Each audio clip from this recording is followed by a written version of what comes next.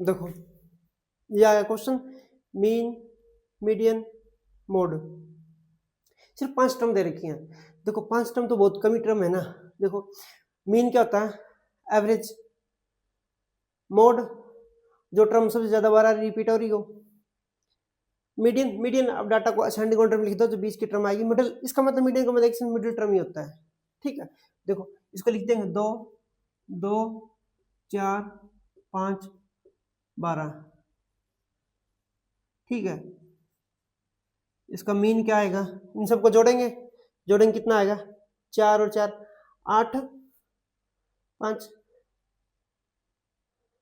13 और 12 25, 25/5,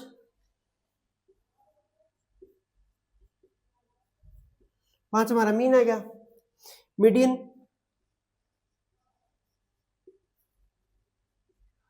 बीच वाली टर्म 4 दिख रहा है साफ साफ, दो ही साइड छोड़ दी, दो ही साइड छोड़ दी।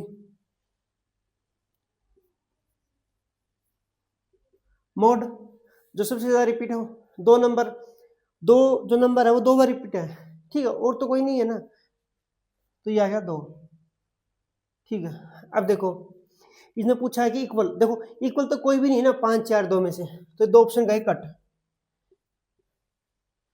ठीक है। अब यहां पर किसकी बात है, मीन की और मोड की, ठीक है। मीन कितना बड़ा, 5 5 मीन है और मोड 2 है, तो हमें पता है कि मीन मोड से ज्यादा है, mean greater than the mode, सीधा थर्ड ऑप्शन, ठीक है।